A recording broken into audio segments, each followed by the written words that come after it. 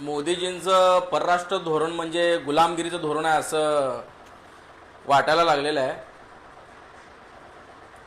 देशामध्ये नरेंद्र मोदी म्हणतात की माझी 56 इंच छाती आहे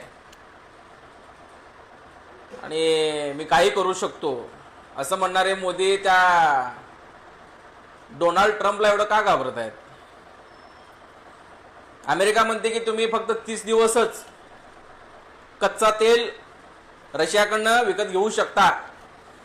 30 दिवसानंतर आम्ही तुम्हाला टॅरिफ लावू आणि त्या पद्धतीने तुम्हाला ते तेल विकत घ्यावं लागेल.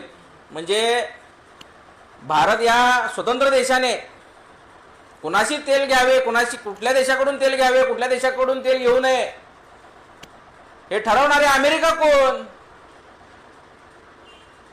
हा डोनाल्ड ट्रम्प एक नंबरचा भिकारचोट त्या देशाचा प्रेसिडेंट आहे अमेरिकेचा. आता हा भिकारचोट ठरवणार का भारत देशाने काय करावं आणि काय करू नये? आणि आपल्या पंतप्रधानांनी जरा त्या डोनाल्ड ट्रम्पची दादागिरी मोडून काढली पाहिजे.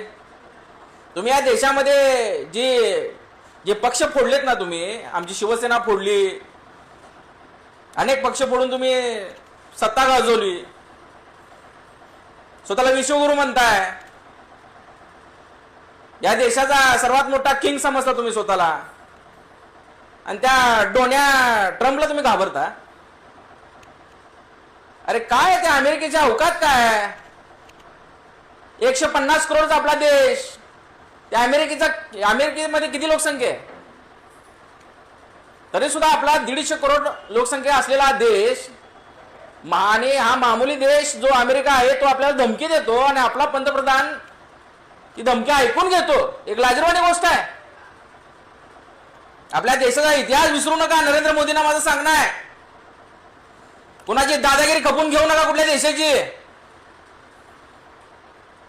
आपला भारत देश हा सार्वभौम देश आहे. 150 करोड लोकसंख्या असलेला देश आहे आणि सर्वच्या सर्व वाघांची फौज आहे. त्यामुळे असल्या अमेरिकेच्या दादागिरीला घाबरण्याची गरज नाही. गुलामगिरीच्या छत्रछाया खाली चाललो आपण सर्वजण. 150 वर्ष त्या इंग्रजांनी राज्य केलं इथं. आता अमेरिका राज्य करणार का आपल्यावर?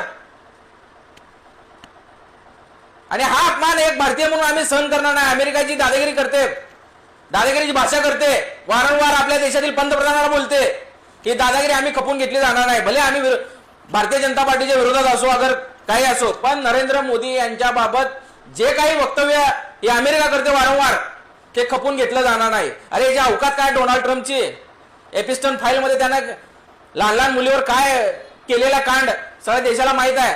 आणि या भिकारचोट अवलादीला घाबरायची गरज नाही. नरेंद्र मोदी साहेब तुम्हाला सांगतो मी, या भिकारचोट अवलादीला घाबरू नका, याच्या दादागिरीला घाबरू नका.